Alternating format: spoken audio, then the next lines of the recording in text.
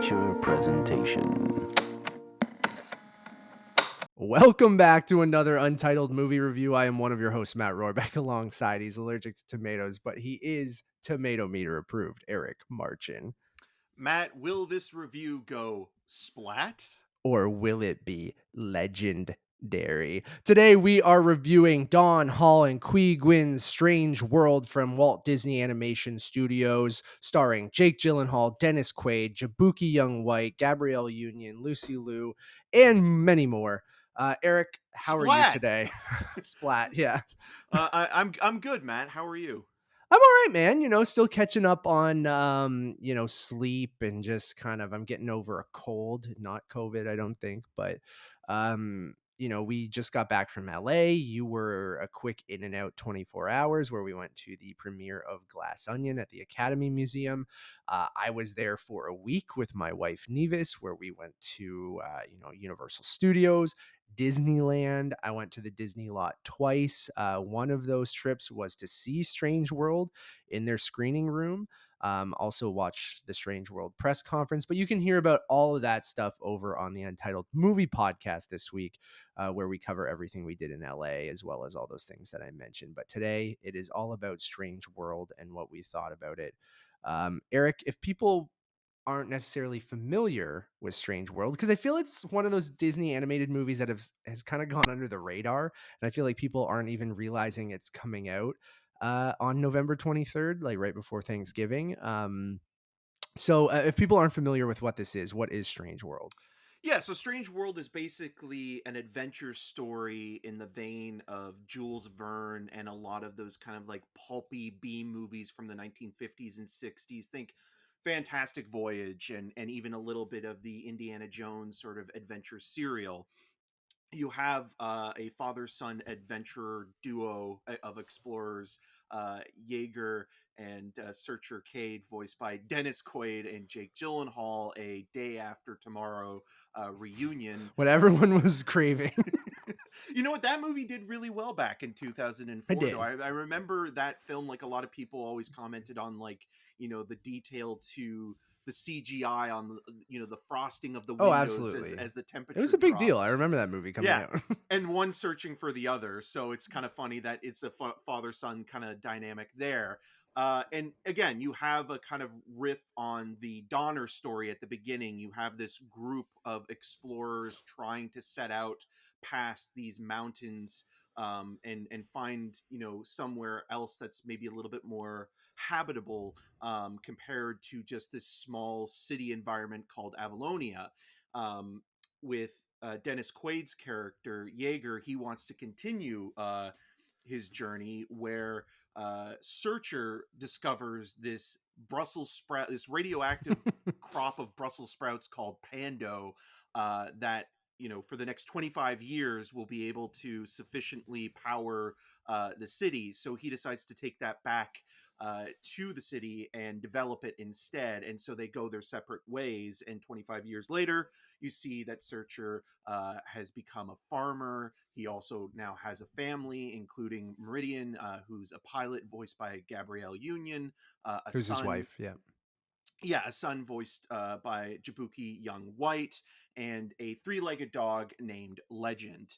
Jaboukie Young-White's probably best known as being a stand-up comedian and is frequently on The Daily Show as a correspondent. He plays an openly gay teen, and he is kind of looking to his grandfather, who isn't in the picture, but still very much looming large as a shadow, to kind of follow in his grandfather's footsteps. And Searcher kind of feels like he wants his son to kind of follow more so in the route of agriculture and become more like him. And so he's afraid that he'll become too much like his grandfather. And so with that, you have that family conflict, and sort of the main thrust of the conflict that comes with sort of moving the story itself along is when Pando stops working. It's starting to die out, and the produce becomes plagued by an unknown source. So you have the mayor, voiced by Lucy Liu, assemble this group of explorers to go into the center of the earth and find out what is wrong with Pando. A very generic adventure sci-fi serial movie that probably would have done really, really well if it was released on Disney Plus day of. This is kind of a movie that just feels like it's a very passable Sunday afternoon screening, and less so an event film to see in the theaters. Yeah, I absolutely agree. I mean, I think the thing I can say about this movie is it's good. It's enjoyable. And I think my kind of level of criticism sort of and praise kind of ends there, where it is that perfectly palatable, kind of paint by numbers, conventional Disney adventure story that I feel like, is sort of getting into that territory of Disney in the early 2000s with, you mentioned Meet the Robinsons off air. Well, because Don I'm Hall's a actually writer a on that, writer on right? that.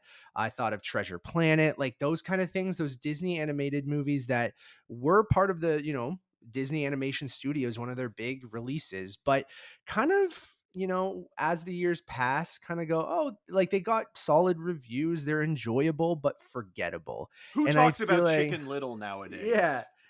So I feel like it kind of falls into that category of Disney movie. And you made a great point of that. It probably would have been, you know, great on Disney Plus, a movie that gets a premiere, you throw it down with your kids, you don't have to spend $800 to take them to the movies. You all sit them in front of the TV, you watch Strange World.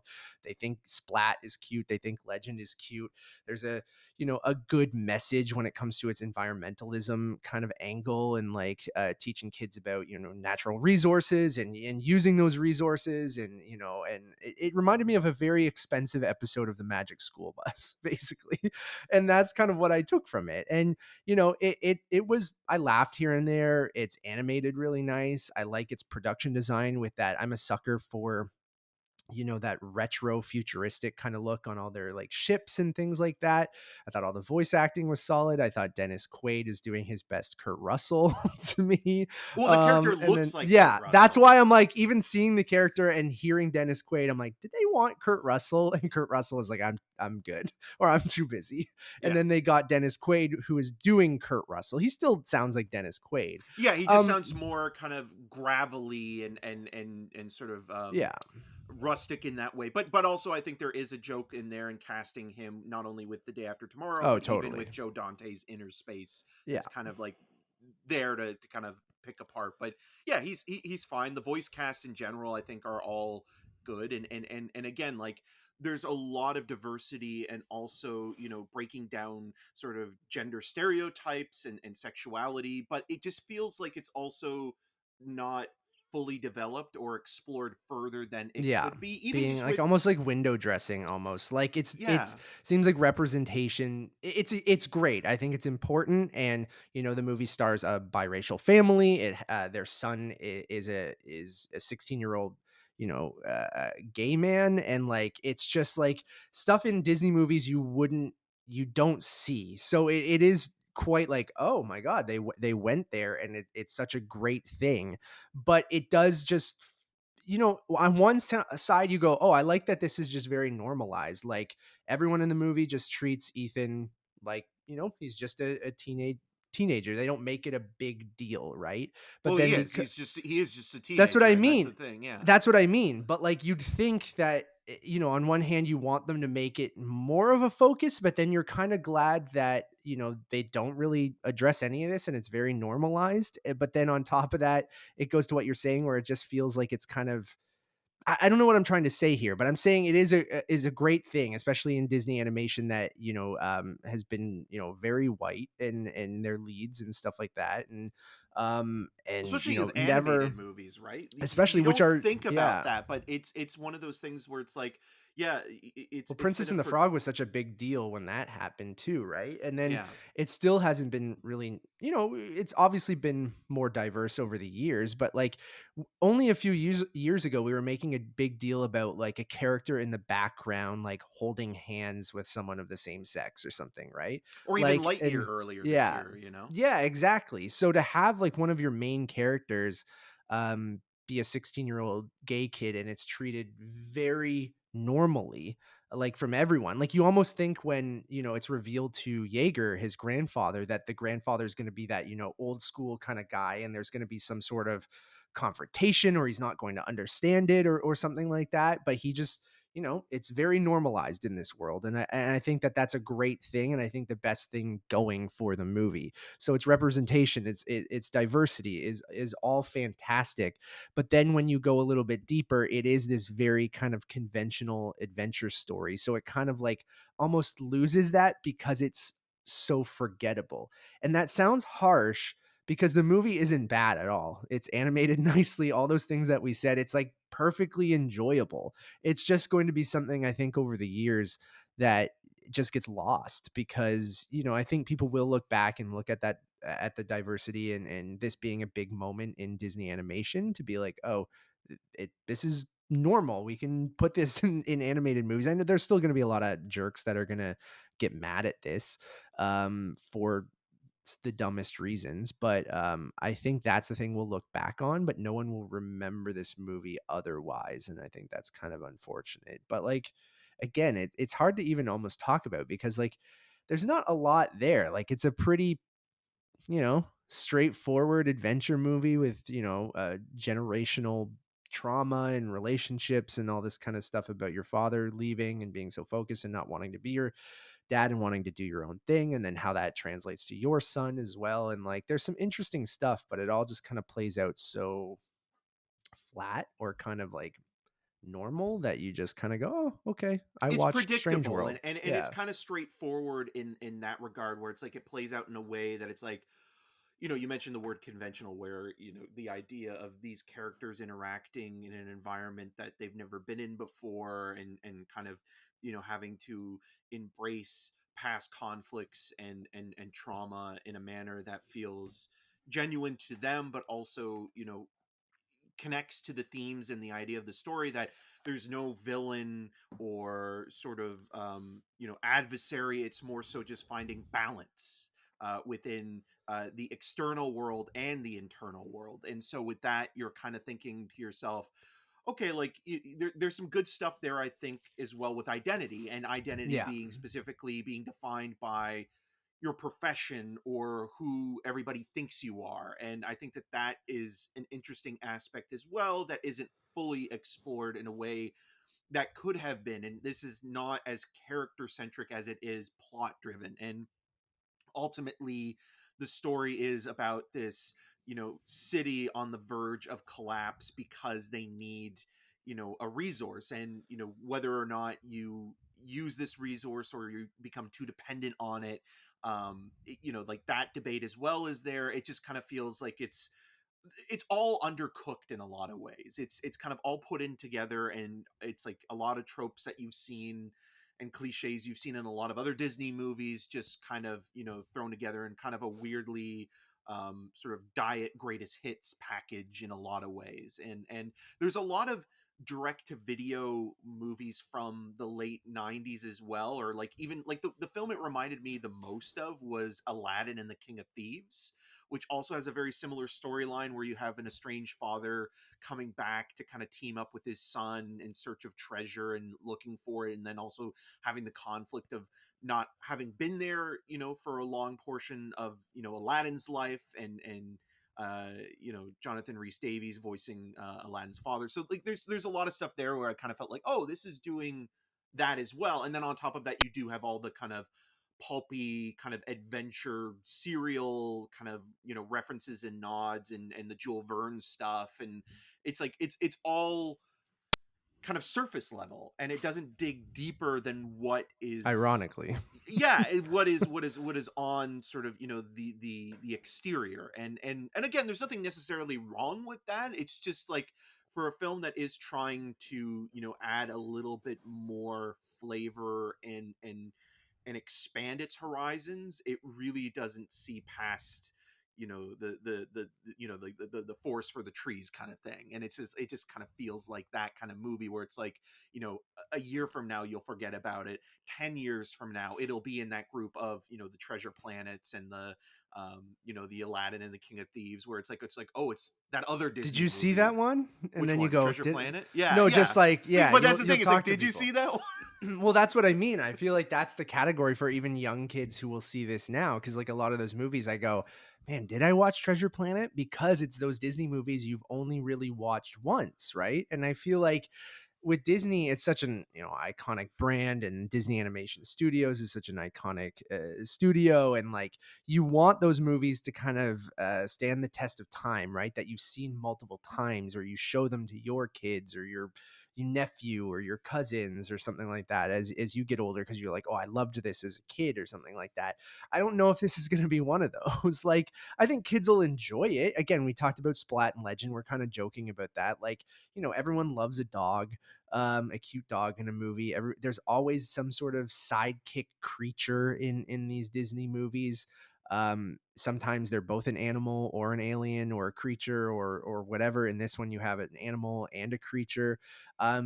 Splat, not the best thing. It's like I get that kids will kind of laugh of the physical comedy of this thing kind of rolling around and stuff like that. And then Legend, three-legged dog. Everyone loves a three-legged dog. Like, Legend's great, but again, you made a joke about someone saying that they were going to be the next Timon and Pumbaa or something, or is that what they Yeah. were using in Yeah, advertising or and something? it's not gonna, and Or like, that's not gonna happen. Like it's that's not. reaching, being like, this Yeah. movie's important, guys. And it's like, I don't know. Like, again, I giggled, I laughed. It's colorful. It's nicely animated, but at this point, like, I don't even think talking about the animation, like, it's always going to look good. Like, maybe you don't like the style of animation, which, again, even the style of this animation, like, it looks nice, it's well animated, but I don't know if it, like, even the animation style stands out, right? Like, it's just even the character designs and things like that, like, it all just kind of weirdly feels flat. And I know we probably sound like we're more negative than maybe we are, but it is one of those movies that, I'm gonna keep repeating myself, but like, it's just like, okay, you watch it and you're like, all right, I didn't hate that. And or It's like, the I don't know. definition of Yeah. middle of the earth, you know. It's like one of those Ah, movies where like it does exactly what it sets out to do, but it doesn't do much more than that, even yeah. though it is presenting maybe a little bit more than what it actually explores as a whole. And I think one of the best kind of little bits in the film comes very early on, and it's the uh Jaegercade theme song. And I actually really like that quite a bit, where it's like Jaegercade, and then it does the whole Yeah. introduction to the sun, and that kind of felt like it was kind of going into that realm of, Frozen or Big Hero 6, where it was, playing up sort of the parody of a lot of these movies in a fun kind of way, but it never really does that again in any manner that's kind of as creative or interesting, or at least memorable, to kind of like keep that as like a an earworm in your head. So Yeah. yeah, with that, it's fine. It's one Yeah. of those movies where it's like, you know talking about it now, I'm surprised we've gotten to almost 20 We minutes. might have just been circling and saying it's Yeah, fine. because there are things where it's like you could talk a little bit more about where the plot goes, but it But would go that's into spoiler spoilery. Yeah. territory, and I you'll kind of know it. hinted at it with some references that we said, but like, Yeah, and yeah. you'll know it when you see it, and when it comes up, and then a whole other group of films and subgenres will come flooding through your head if you're familiar with you know science fiction movies and certain themes and ideas. And again, like you'll recognize casting and stuff like that. It's like, oh, maybe that was intentional and not just like, oh, well, this actor's available and things like that. So yeah, it's perfectly watchable, but it's not memorable in any way really whatsoever. Yeah, I'm gonna give it a 3, which is like, I would suggest it to almost any family. Like, if they were like, I don't know, like if someone goes, I have a couple kids and I'm gonna go out to the movies, like, I'd go, maybe wait till Disney Plus, and then like in 45 days or whenever, like around just after Christmas or probably just before Christmas, this will go on to Disney Plus. Um, I'd say just watch it there. And then that's why I'm giving it that soft pass of like, I don't know if you need to take the whole family out to the theater and spend a big chunk of money to go see this, but if it's on Disney Plus, yeah, throw it on, like Eric said, a Sunday afternoon, Saturday afternoon. You'll watch it and you'll go, "Oh, okay. That was all right." And then you'll move on. Yeah, and You know what? I'm close, but I'm still kind of like I'm never gonna watch this again. I'm Sure. never going like I mean, maybe when my nephew comes over, I'll throw it on for him at some To point or distract another. him, yeah. Exactly. But other than that, it's just like it's completely forgettable, and it's bottom of the barrel when it comes to what Disney animation in general has provided, both in this sort of studio, but also in sort of just like with Pixar, with their animation brand in general. And it's kind of like, oh, this could have been more than what it is. So it's not a Jaeger bomb, but it is definitely uh uh, uh sort of minor effort. So I'm going to give it a 2.5 out of 5. Yeah, I understand that, because like, I feel like they were on a pretty good run, like, with you mentioned Big Hero 6 and Frozen, even the 2 Wreck-It Ralph movies, Tangled, Zootopia, I'm trying to think what else recently, Encanto Yeah, which just won and the like Oscars. So like they've had a good, as you mentioned, a good run, but also it kind of felt like they were really developing not only features, but Zootopia as a series. And like it's just like, okay, now they release this movie that is an original film. That's something as well, I guess, that we didn't mention, where yeah, even though it's a pastiche of all these other movies and references from other parts of pop culture and media and art throughout the decades, it is an original story, but it doesn't feel original. Like, it does feel like it is based on something that it you've does feel seen a derivative, hundred yeah. times. Yeah. Yeah. Cause like, yeah, with Raya and the Last Dragon, you get sequels with Ralph Breaks the Internet and Frozen 2, but Moana, Zootopia, Big Hero 6, Frozen, Wreck-It Ralph, Tangled, Princess and the Frog, like the last, you know, 12 years has been pretty great when it comes to, Disney animated, films. I guess 20 some years, really. No, yeah, like 13, 14, 15 years. I always forget Princess and the Frog came out after Bolt. Remember Bolt? See, there you go. Strange World will be in that Bolt category I with know. John I like Travolta voicing Bolt. a I dog. I like Bolt. Have no desire to ever watch Bolt again. Meet the Robinsons in 2007, right? Yeah. Chicken Little in 2005, Home on the Range in 2014, Brother Bear, Treasure Planet. See, that stretch of movies is the exact stretch of movies we're talking about, because you kind of ended with Atlantis in 2001. I think, like, I love Emperor's New Groove, which was 2000.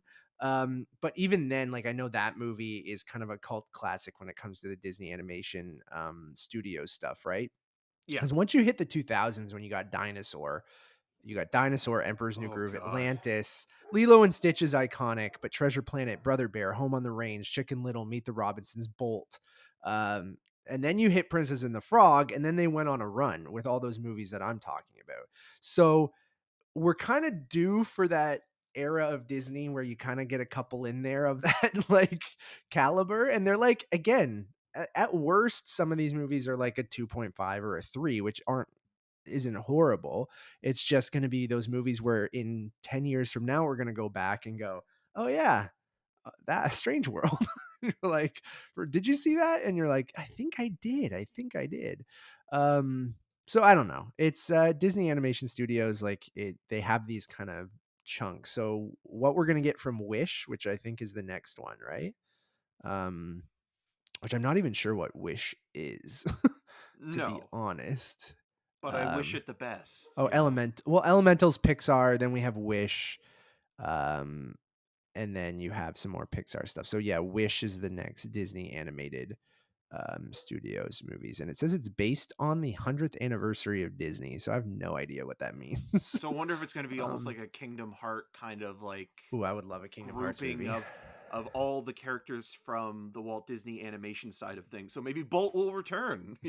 Bolt will return at the end of this movie. All right. Thanks everyone for listening or watching. We really do appreciate it.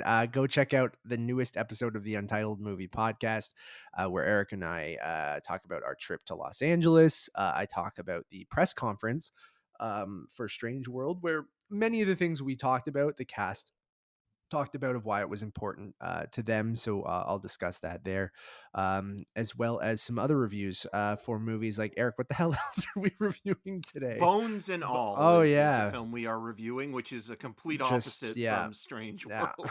yeah. So go check that out as well. One stop shop for everything is over on Letterboxd, which is untitled_movies. We're still on Twitter. We're on Hive. If that takes off, who the hell knows? Untitled Movies over there as well. You can follow me on everything at Matt Rohrbeck. And I'm Eric March, and you can find more of my video reviews on rogerstv.com/cinemascene and on all the social medias at EM6211. Boris, would you be quiet? Legend isn't here. Bye, everyone.